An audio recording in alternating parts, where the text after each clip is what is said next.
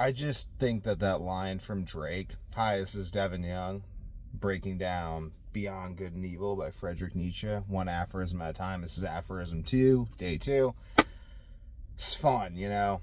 I consider myself to be the philosopher of the future, one of them that Nietzsche talks about, so I figure there's no better way to really introduce that than with the prelude to the philosophy of the future. But about Drake, I just think it's so funny from like a fornication culture perspective. It's like, she said, "Do you love me?" I tell her, "Only partly. I only love my bed and my mama. I'm sorry, God's plan."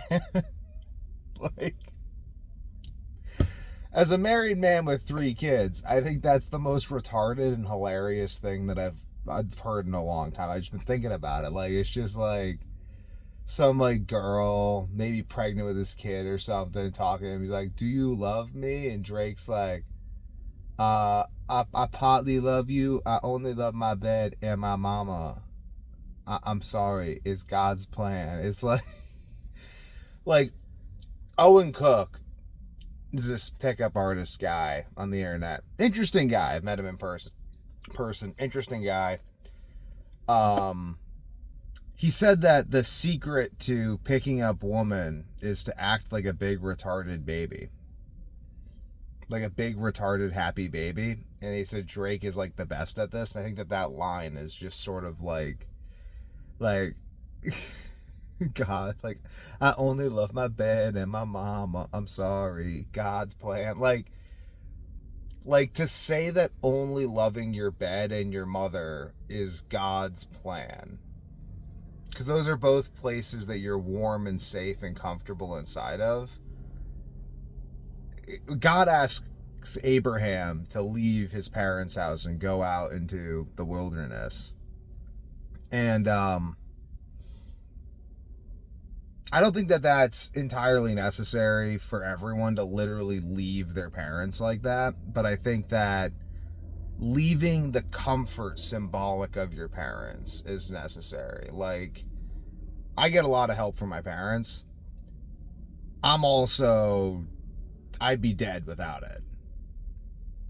Brutal insomnia. Like, I am the first person to document surviving fatal insomnia, or claim to.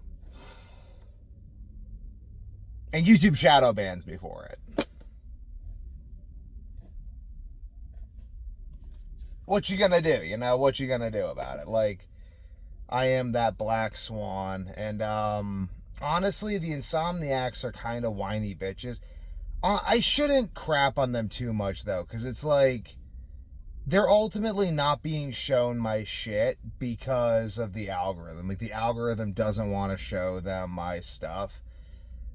So it's kind of just this scenario where everyone's...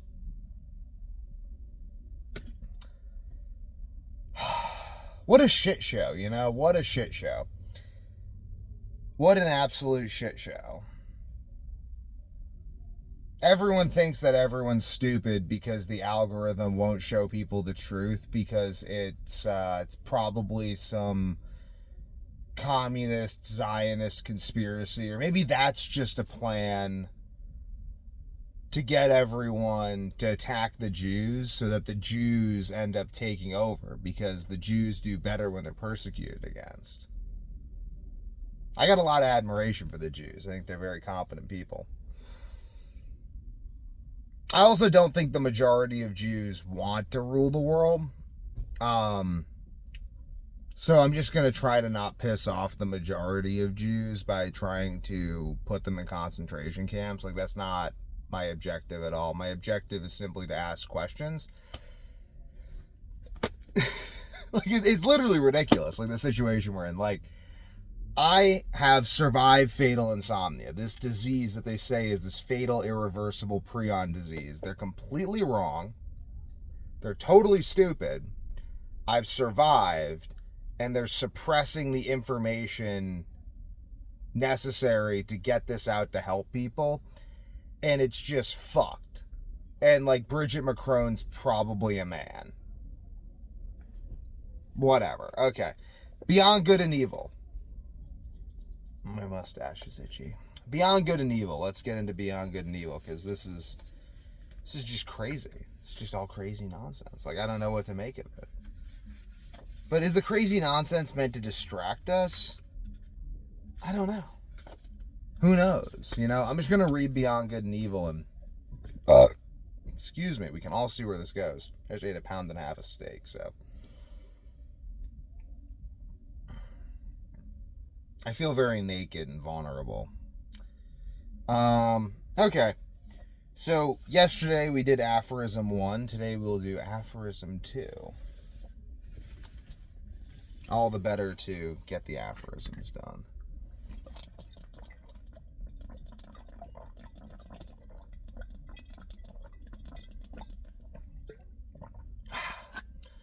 I drink green tea by the gallon.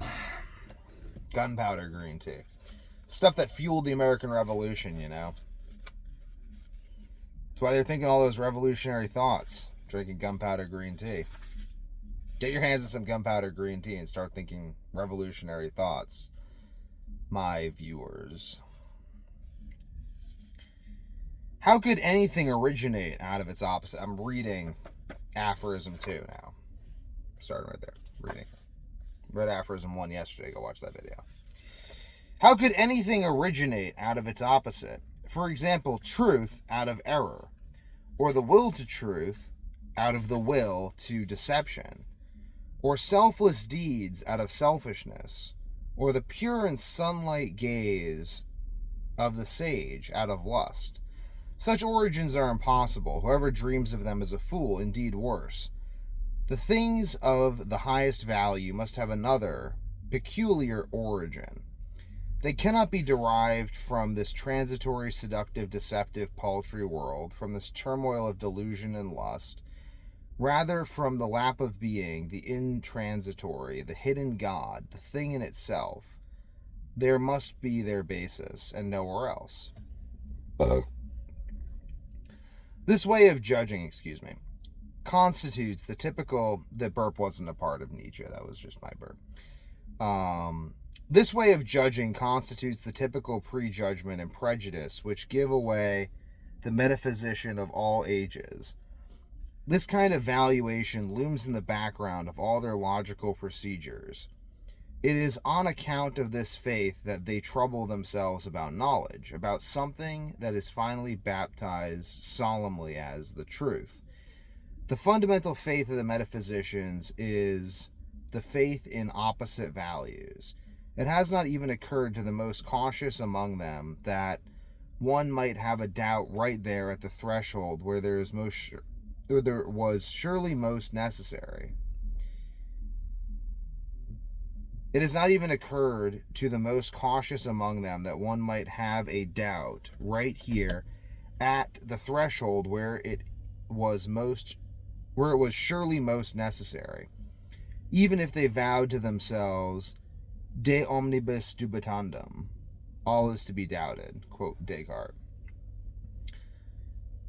For one may doubt, first, whether there are any opposites at all, and secondly, whether these popular valuations and opposite values on which the metaphysicians put their seal are not perhaps merely foreground estimates, only provisional perspectives, perhaps even from some nook, perhaps from below, frog perspectives, as it were, to borrow from an expression painters use.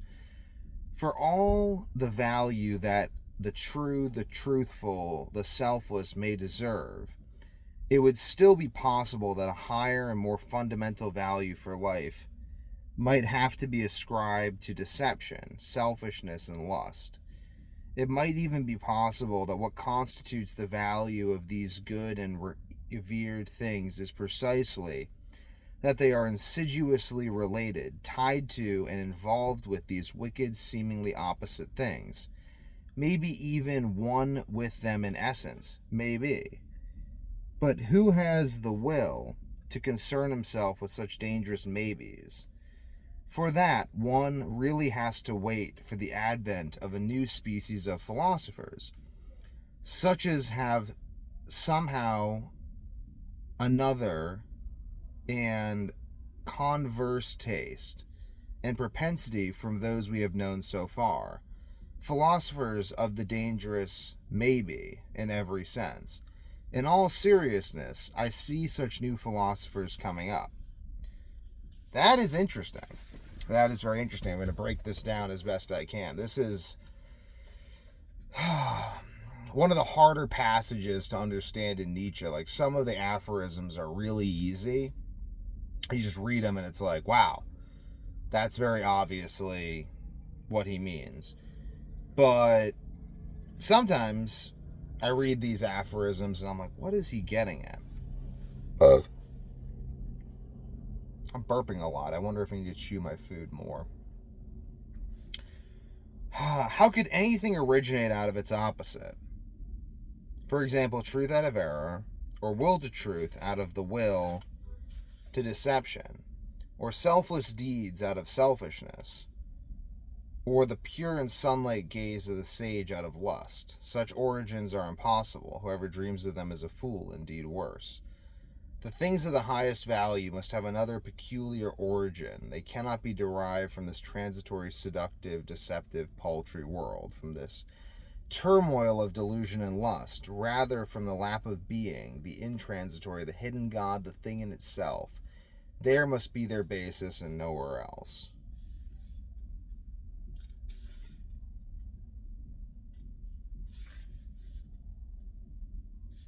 It starts in quotations. That is interesting. So it's said, and that whole line is in quotations. Then it says, this way of judging constitutes the typical prejudgment and prejudice, which gives away the metaphysicians of all ages. This kind of valuation looms in the background of all their logical procedures. It is on account of this faith that they trouble themselves about knowledge, about something that is finally baptized solemnly as the truth. So this is Nietzsche right here in the beginning, where he says, how could anything originate out of its opposite? For example, truth out of error, or will to truth out of the will to deception, or the selfless deeds out of selfishness, or the pure and sunlight gaze of the sage out of lust. Such origins are impossible. Whoever dreams of them is a fool, indeed worse. The things of the highest value must have another peculiar origin. They cannot be derived from this transitory, seductive, deceptive, paltry world, from this turmoil of delusion and lust, rather from the lap of being, the intransitory, the hidden God, the thing in itself. There must be their basis and nowhere else. So what he's saying is, and he says, so this way of judging, talking about the previous paragraph I just quoted, this way of judging constitutes the typical prejudgment and prejudice which give away the metaphysicians of all ages. This kind of valuation looms in the background of all their logical procedures. It is on account of this faith that they trouble themselves about knowledge, about something that is finally baptized solemnly as the truth. The fundamental faith of the metaphysicians is the faith in opposite values. They believe values can be opposite. It has not even occurred to the most cautious among them that one might have a doubt right there at the threshold where it was surely most necessary, even if they vowed to themselves de omnibus dubitandum. All is to be doubted. For one may doubt, first, whether there are any opposites at all, and secondly, whether these popular valuations and opposite values in which the metaphysicians put their seal are not perhaps merely foreground estimates, only provisional perspectives, perhaps even from some nook, perhaps from below, frog perspectives, as it were, to borrow an expression painters use. For all the value that the true, the truthful, the selfless may deserve, it would still be possible that a higher, more fundamental value for life might have to be ascribed to deception, selfishness, and lust. That it might even be possible that what constitutes the value of these good and revered things is precisely that they are insidiously related, tied to, and involved with these wicked, seemingly opposite things, maybe even one with them in essence, maybe. But who has the will to concern himself with such dangerous maybes? For that, one has to wait for the advent of new species of philosophers, such as have somehow another and converse taste, propensity for those we have known so far. Philosophers of the dangerous maybe in every sense. In all seriousness, I see such new philosophers coming up. So, he's saying right here that this idea, this perspective of opposites, where we say, how could something originate out of its opposite? Assuming that these two things are opposite. How could you have truth out of error? Assuming truth and error are opposite. Or will to truth out of will to error. I mean, I can think of one way you have will to truth out of will to error. Someone who is absolute, the con man, the guy, Art of the Steal, the guy played by Leo DiCaprio. He currently works to prevent fraud. There's will to truth out of will to error. Someone who used to be an incredibly successful fraudster is now working to prevent fraud. Fascinating. Selfless deeds out of selfishness. Well, I know that for me, my selfishness encompasses other people because I view myself as them. My children are extensions of me, so I treat them really well because that's treating me well. Same with everyone. I pick up trash because it's my world. I live in this world, so I want it to be as good as possible for me, which involves other people being happy that I'm taking care of the world too, because they're also people that occupy my reality. It's my reality, but they occupy my reality. So I want to make them happy so that the people in my reality are happy because I'm selfish. Completely logical. I want to help everyone around me get as good at jiu-jitsu as possible because those people constitute my training partners and the training partners of the people that I compete against, and even competition is just another form of training partners, and I need them to be as good as possible so I can be as good as possible. Selfishly. It's really a short-sighted person who believes that selfishness and selflessness are at all different. Someone who has not moved into selflessness, in my mind, is not truly selfish. Because I'm so selfish that I conceptualize the whole world as an extension of myself. I can't bear to think of something existing that is not part of me. So I have adapted my conception of myself. Look into my eyes while I'm talking about this, and you can see that I believe it. I have adapted my conception of myself to embrace the entire world. Because I don't want there to be, literally, the base root of the Jungian self, of the subconscious, is everything that is. Your subconscious mind extends into your environment, and that continues to spread out throughout everything that is. You're one with everything, baby, and so am I. So this is interesting. So he's, easy way of dismantling that. Selflessness out of selfishness, or pure sunlight gaze of the sage out of lust. Lust is kind of like will to life. It's I feel an enlightened version of lust is simply wanting everyone to have a good life. I mean, simply, when I was experiencing a high degree of lust for young women, I experienced lust for my wife. I wanted to have a good time, that's what it is. It's I want to show you a good time. That's lust. If your lust doesn't involve showing someone a good time, then I don't know, probably does in some way. You're just, maybe you have a fucked up conception of what a good time is, and that's why it's all fucked up. But it still kind of comes down to that, So they're basically, so he's saying that it's fundamentally ridiculous to see these things, such origins are impossible. Whoever dreams of them is a fool, indeed worse. So he's saying that this is ultimately all a matter of perspective, and that this is the perspective of a frog. A frog, if you look at, let's say you look at a bunch of sticks from one angle, it looks like a bunch of sticks, but you look at it from another angle, it looks like a face. It's he's just saying that. He's you're just looking at this from the wrong perspective, so you don't see what's going on. He's saying that they're like frogs. They're tiny people looking up at the world, and they see things incorrectly.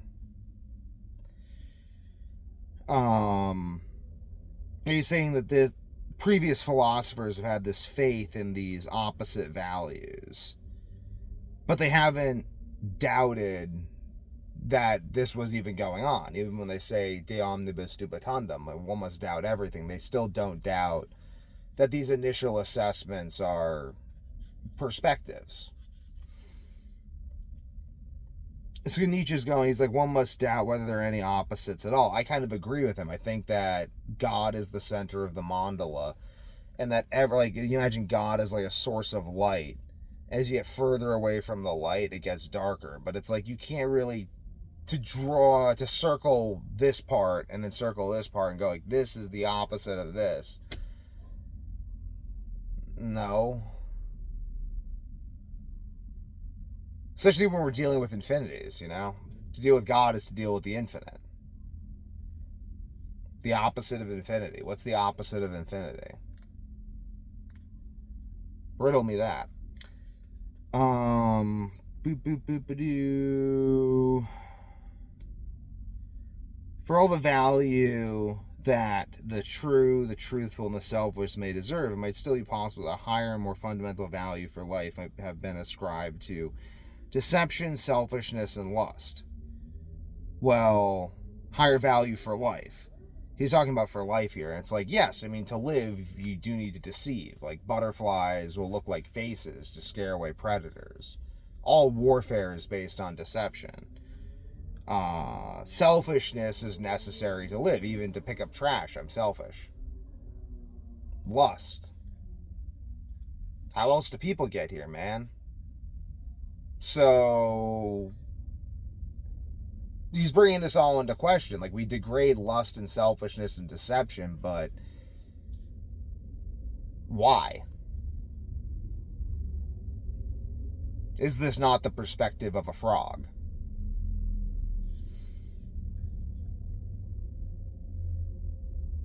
Maybe even of one essence with them. I would say so. I think these things are of one essence.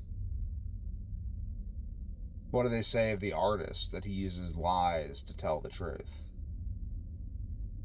And the politician uses the truth to tell lies. How interesting that I began talking about the things I was talking about.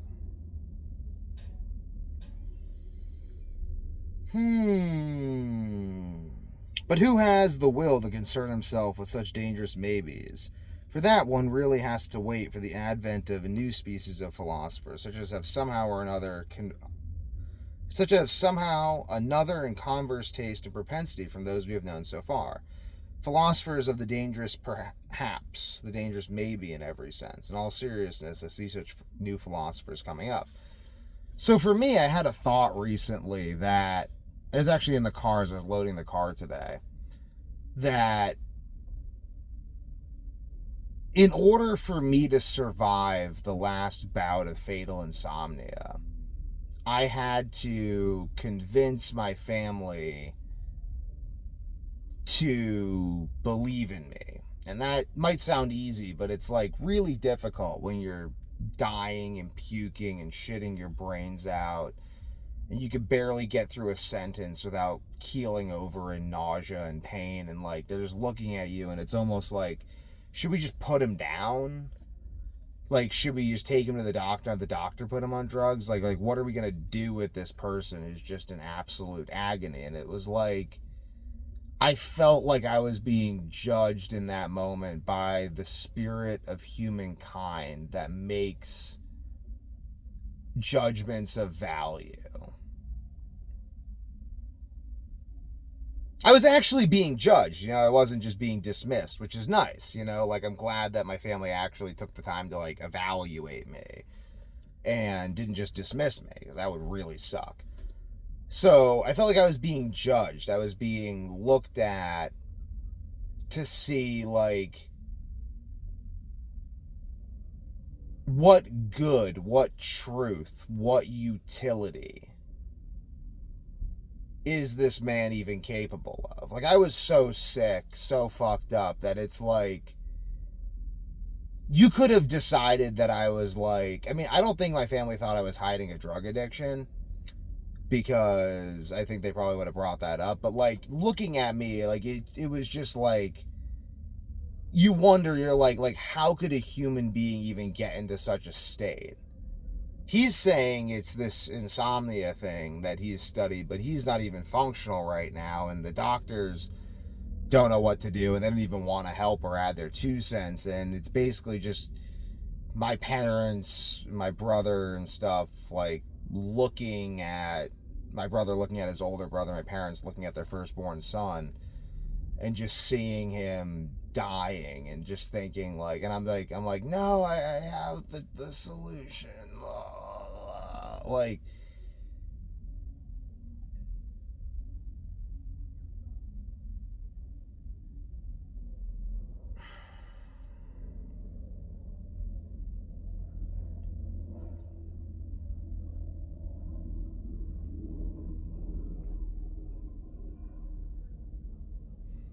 and I did.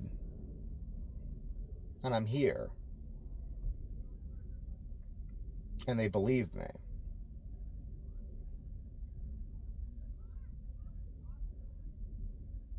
They were able to tolerate looking at me and watching me go through that.